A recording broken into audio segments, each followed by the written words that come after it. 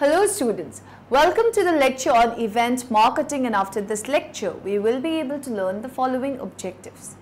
Discuss the 5 P's of event marketing, explain the concept of marketing, discuss on event sponsorship, describe internet event marketing. Let's start with the concept of event marketing. History is rich with examples of creative geniuses who have dreamed beyond the borders of the conventional in order to develop awareness and increase sales for their events. We can learn much from their unique and sometimes outrageous stunts and attractions. While their venues and ventures were very different, they all shared a commonality of purpose, namely the 3 E's of event marketing: entertainment, excitement, enterprise. Whether we are marketing a complete convention or a stand-alone awards banquet, all 3 of these elements are critical to the continuing success of any event. Entertainment, for example, is available everywhere in society. Years ago, people had to make a special effort to leave their homes to attend the theatre or a sporting event to enjoy entertainment. They are now saturated with convenient home entertainment options on television, CDs and DVDs, computers and videos. Key to marketing success is the need to provide entertainment that will once again compel audience to leave home to experience something they will not find there, because what our offering is different, unique and designed just for them. Excitement may seem intangible, but it is real. It is the key to making an event memorable. Excitement may be generated by entertainment that blows the doors off the place. A great band, the dazzling magician, the fabulous party stage in the atrium lobby of a resort hotel. But entertainment may have nothing to do with the excitement promised by an event marketer. Many marketers miss the opportunity to promise excitements in other critical features of their meetings and other events. Excitement can be part of a tribute to an industry leader, a new corporate logo introduced at a sales conference, or a celebration of an association anniversary. The point is that it should always be considered as part of an effective marketing plan. For example, the greatest excitement for an attendee may be the eye-opening revelations of that special educational program that advances knowledge and career opportunities and changes lives forever. Or it may be the impact of that keynote speaker whose motivational message will become a lasting asset and cherished memory for the listener, the lesson. In whatever market, incorporate excitement as part of the promise and then make sure it is delivered. Let us now discuss the 5 P's of the event marketing. The 5 P's of event marketing are product, price, place, public relation and positioning product. The success event marketing is at first a consummate student of his or her product. The product may be an educational program, a country fair or a full-fledged convention. It may be a reunion for a fraternal organization or corporate product launch. What is the history of the event? Many veteran marketers will attract participation because they can sell the celebratory essence of the event. The 50th annual conference proclaims the success and venerability of an organization as well as a pride that goes with being part of it. But even if there is no history, there is the opportunity to be historical. Conference will have no history but can be portrayed as an opportunity to get in on the ground floor of a happening that participants can infer will be an ongoing event, turning into a tradition and developing long-term loyalty. The greatest part of event marketing is the opportunity to create history by attracting people into a synergetic activity that can define the organization and its goals. What is the value of the product?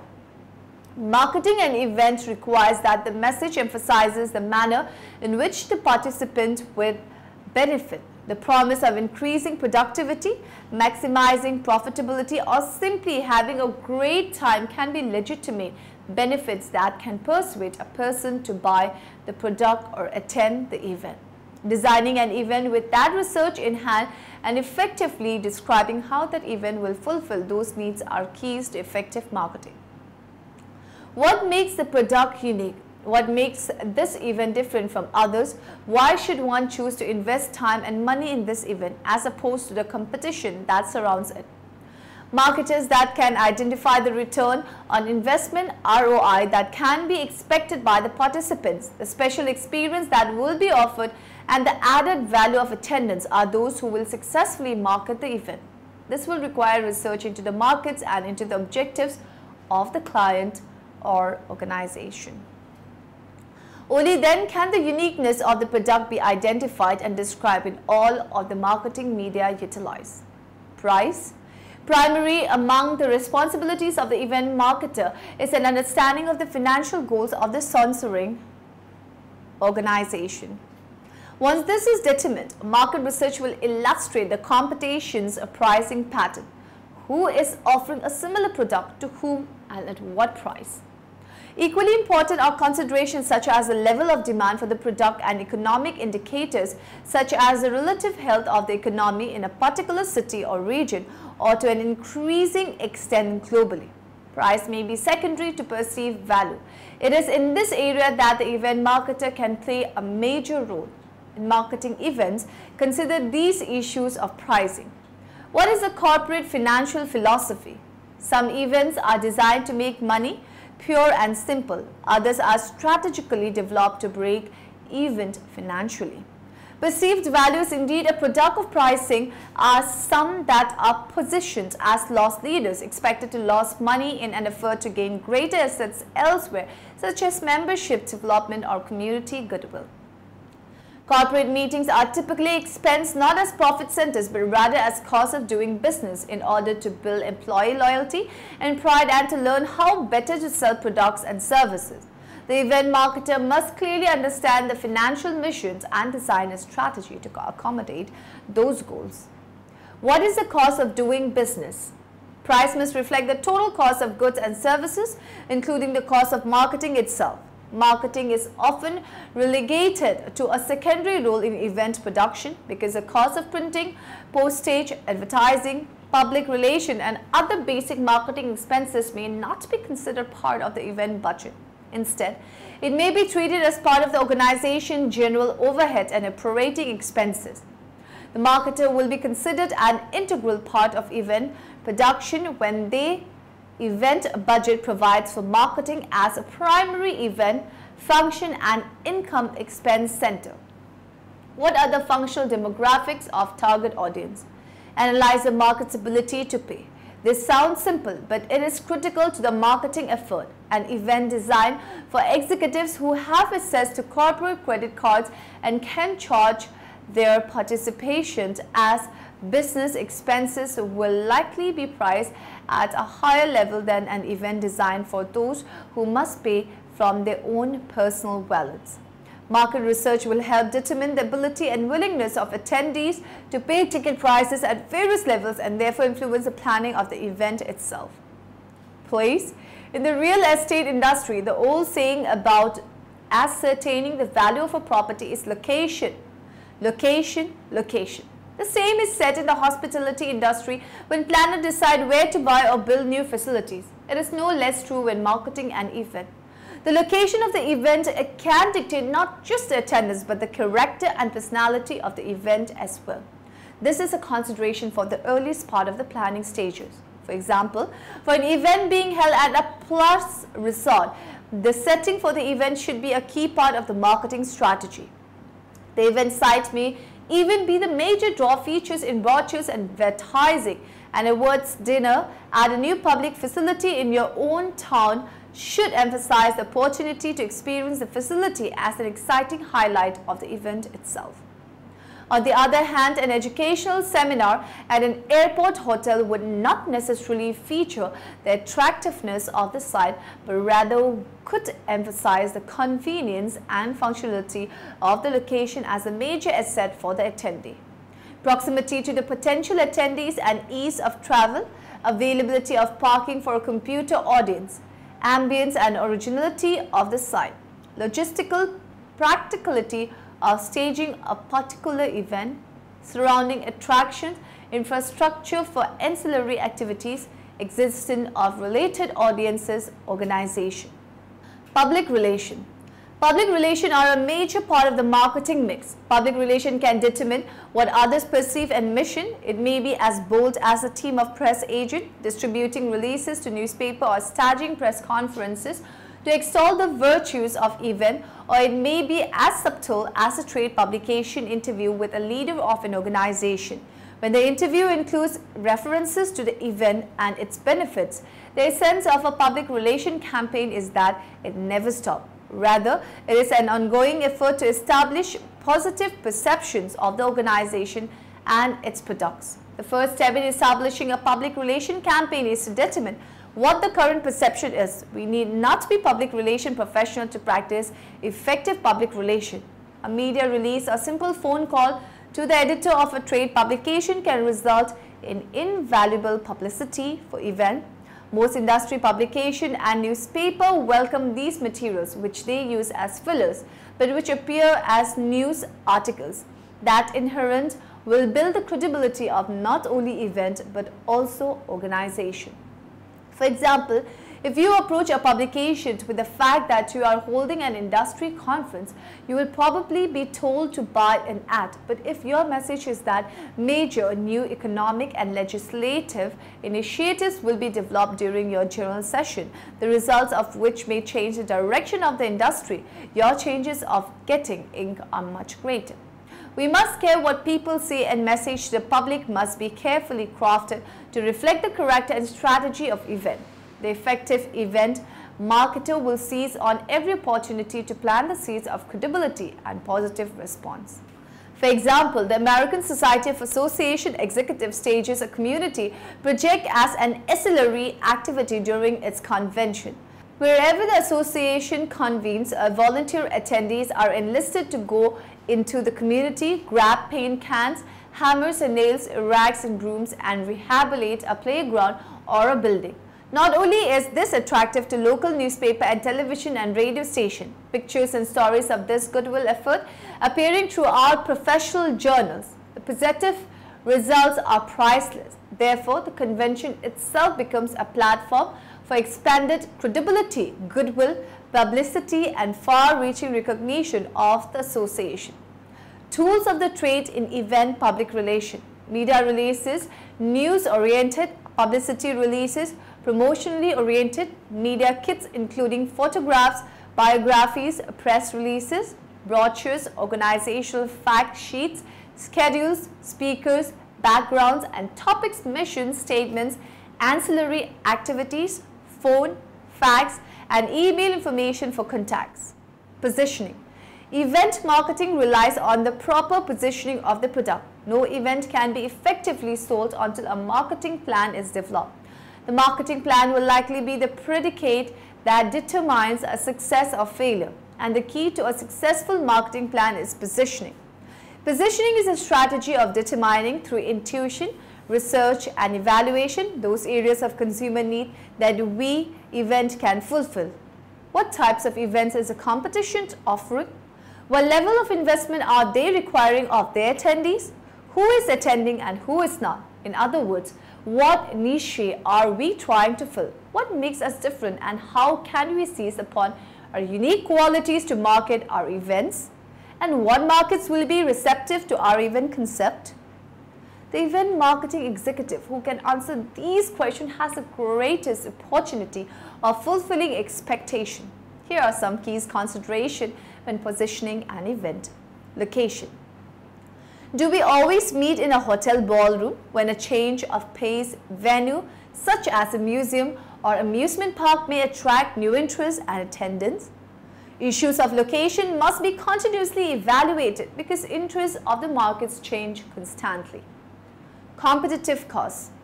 When positioning an event, a prime consideration is the cost of admission. What level of registration fee is the competition charging? What level of success are they experiencing? Positioning strategies must consider the economic level and flexibility of the audience being sought and meet that expectation. Some organizations hold events where admission is free and the costs are covered by exhibitors, sponsors and supporters. Program. What can we offer in the event program that no one else is offering, and consequently market the uniqueness? We may find an opportunity to honor an industry or community leader. There may be an educational segment that can be featured of an open forum. A new look at the 4 Ps of marketing. Nothing explains a complicated business algorithm like a cute mnemonic device. Hence, the 4 Ps of marketing. This is one of the first things they drill into your head in business school. Actually, in any type of formal marketing instruction. It's everywhere, everyone knows it, and you need to know it too. So here it is, let's go. 4 Ps. Product, place, price, promotion. Got that? Let's say it again. Say it out loud, it helps.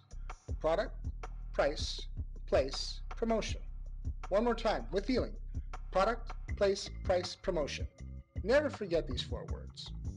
Each of the 4 Ps represents one of the really important elements of marketing that you need to consider when developing your campaigns. Alone, none of them will do you much good.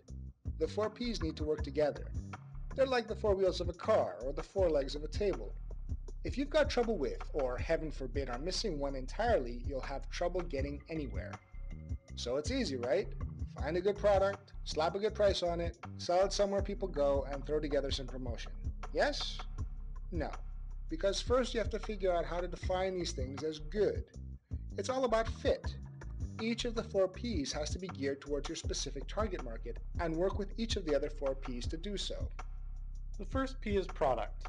This is what you're selling, be it a pot scrubber, ebook, or car detailing service.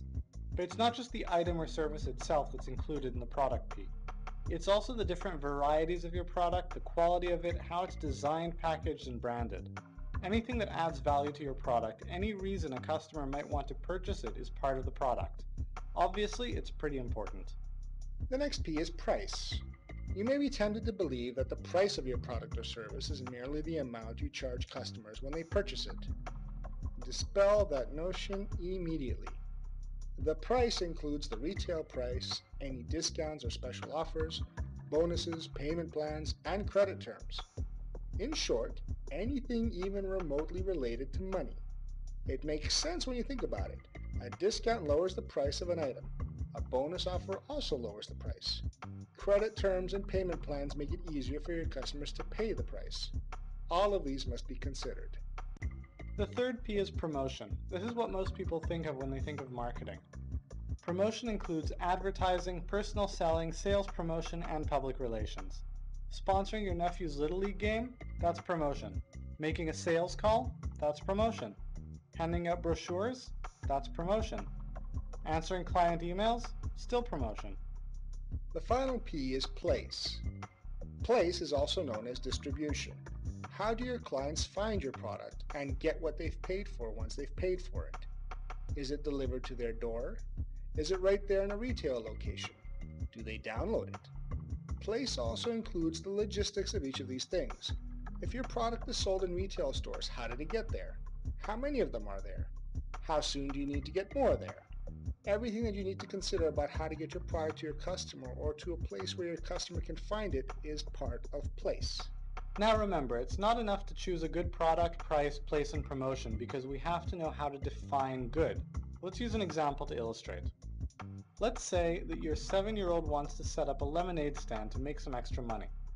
What will she have to figure out? She'll need to decide where to place her stand, how to make the lemonade, what she should charge for it, and how to let people know what she's doing. If she came up to you and asked you how to do all of this, you'd have to tell her that it depends. Where she sets up her stand depends on who she wants to sell the lemonade to, grown-ups or kids. Should the stand be in the park or at the end of her driveway? Same with the recipe. How much sugar should she add? More for kids than for grown-ups, probably. If she makes grown-up lemonade, she might be able to charge more for it because adults have more money to spend. On the other hand, if she sets up her stand in the park and sells sweet lemonade to kids, more of them will see it and she won't have to tell people about it. You have to know who your target market is before you make any of the 4P decisions, or you'll be in the same mess as a 7-year-old, not knowing which course of action is best for any of the Ps. If the 7-year-old knew from the get-go that she wanted to sell lemonade to other kids, she would have been able to decide right away that she should have a sweet lemonade product that she should sell in the park, place, promotion, for 10 cents a cup. Price. If she wanted to sell to grown-ups, she would have her stand at the end of her driveway where lots of adults walk to and from work. Place. The lemonade would be tart, product. Her mom would probably tell some of her neighbors about it, promotion, and she could charge 25 cents a cup, price. At the end of the day, it comes down to figuring out your target market and what works for them. Your offering will be perfect for some people, and those are the ones you need to reach. Now moving on to the next topic, we will now study marketing, attracting customers. Marketing is the link between a society's material requirements and its economic patterns of response.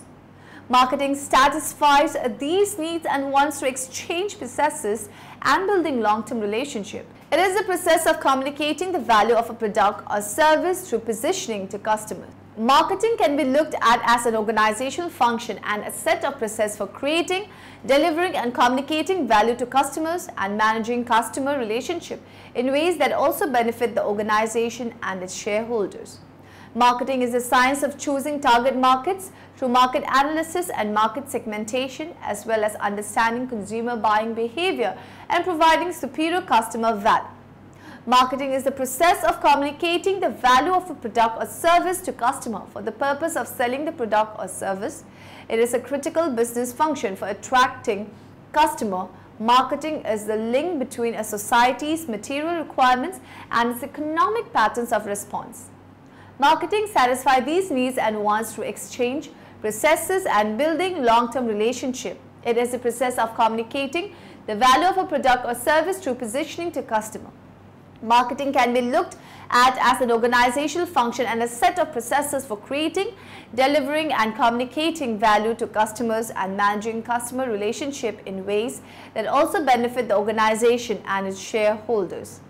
Marketing is the science of choosing target markets through market analysis and market segmentation, as well as understanding consumer buying behavior and providing superior customer value. Sponsorships involve the acquisition of rights to affiliate or associate with a product, event, organization for the purpose of deriving related benefits.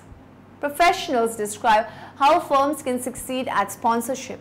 Organizations must have a clear idea of what they want to accomplish. Sponsorships are a lever used by marketers to engage customers. While the sponsorship literature has grown in recent years, scholars have only begun to assess the strategic implications of sponsorships. Thus far, the research offers insight into 4 key issues: relatedness, consumers better recall a sponsored product when that product is related to the sponsor. Target market. Research has helped identify those consumers who are most apt to respond to sponsorship. Lower income, older consumer indicate that they have more of sponsored product than do other consumers.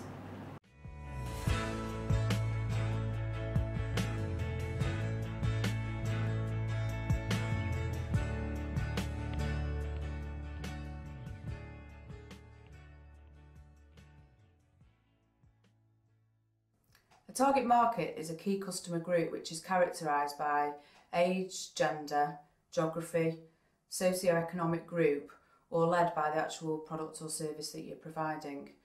For example, a caterer may have 2 different target market groups. The first one could be children, where the caterer is actually targeting children's parties, and the second one can be offices, where they cater for office meetings, for instance. Now, a business can actually have several target markets, and it's really important to analyse the needs of each. Think about the end user as well as the purchaser. For instance, an indoor play centre, for instance, for children. The parents actually are the purchaser of that service, and their needs are safety and hygiene predominantly for the children. Whereas the children's needs are completely different to that of the parents, and their needs are based around obviously the fun and entertainment.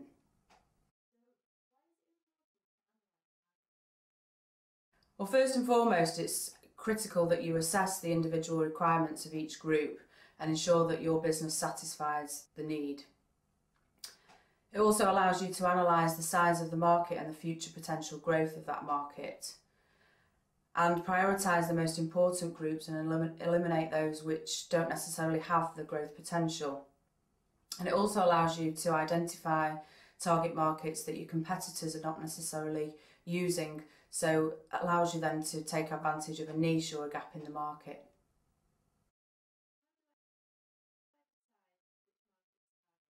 Well, the first thing you should do is brainstorm who you think your products and services will appeal to. It's then useful to actually conduct questionnaires with that target market group. So ask them, would they buy your product or service, what they're prepared to pay, and so on, just so that you can get the market research that you need to form your marketing strategies to that particular market. You should also read trade magazines and industry websites to assess who your competitors are actually targeting their products or services at.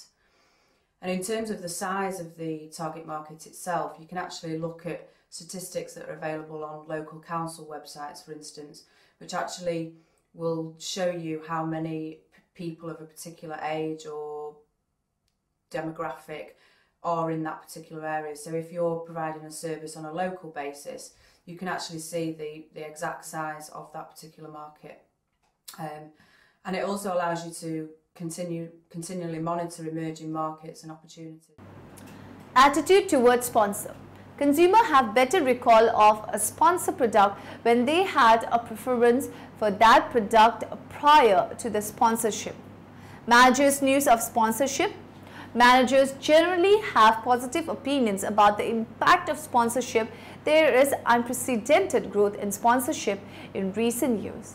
Internet marketing or online marketing refers to advertising and marketing efforts that use the web and email to drive direct sales via e-commerce as well as sales leads from websites or emails. Internet marketing and online advertising efforts are typically used in conjunction with traditional types of advertising like radio, television, newspapers, and magazines. Internet marketing can also be broken down into more specialized areas such as web marketing, email marketing, and social media marketing. Web marketing includes e-commerce, websites, affiliate marketing websites, promotional or informative websites, online advertising on search engines and organic search engines, results via search engine optimization (SEO). Email marketing involves both advertising and promotional marketing efforts via email messages to current and prospective customers.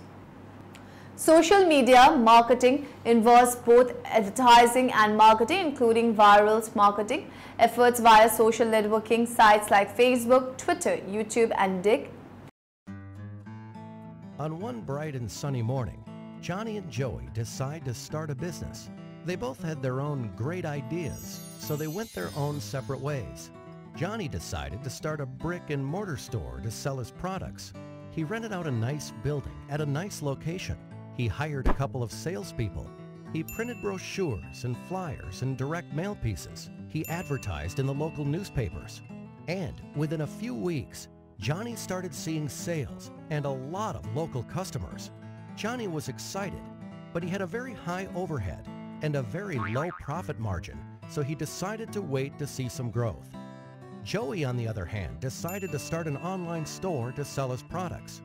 Joey got a nice-looking website with a nice little name. He hired a content writer. He invested in online marketing and got some help with SEO and email marketing. He advertised on different websites and signed up for pay-per-click advertising. And within a few weeks, Joey started seeing sales and a lot of customers from all over the country. Joey was excited since he had very low overhead and a very high profit margin, and he could not wait to see some growth. A year passes by. Johnny was still in the same building with the same salespeople and the same marketing strategy and the same local customers. His overheads were still very high and his margins were still very low, so he decides to wait another year to see some growth. Joey moved to a new office, hired more people, and kept getting a lot of new and repeat customers from all over the country. His overheads were still very low and his margins were still very high, so he decides to start another online store to sell a different line of products. Another year passes by. And on one bright and sunny morning, Johnny and Joey meet again. Joey tells Johnny about his new marketing strategy, and Johnny realizes his mistakes. Traditional marketing can only get you so far. Think local, but act global. So this time, Johnny went back and fired his rusty salespeople and fired the old school ad agencies that did the brochures, flyers, and newspaper advertising for him. He hired a good web company and outsourced all his online marketing to them. And within a few weeks, Johnny was again a happy man to see increased profits and lower overheads. And needless to say, he was very thankful to Joey for pointing him in the right direction. Now in the end, let us summarize what we have learned in this lecture. Marketing a complete convention or a standalone or words banquet, all three of these elements are critical to the continuing success of any event. Product is an educational program, a county fair or a full-fledged convention. Primary among the responsibilities of the event marketing is an understanding of the financial goals of the sponsoring organization. Marketing an event requires that the message emphasizes the manner in which the participant will benefit. Primary among the responsibilities of the event marketer is an understanding of the financial goals of the sponsoring organization. Internet marketing and online advertising efforts are typically used in conjunction with traditional types of advertising like radio, television, newspapers, and magazines.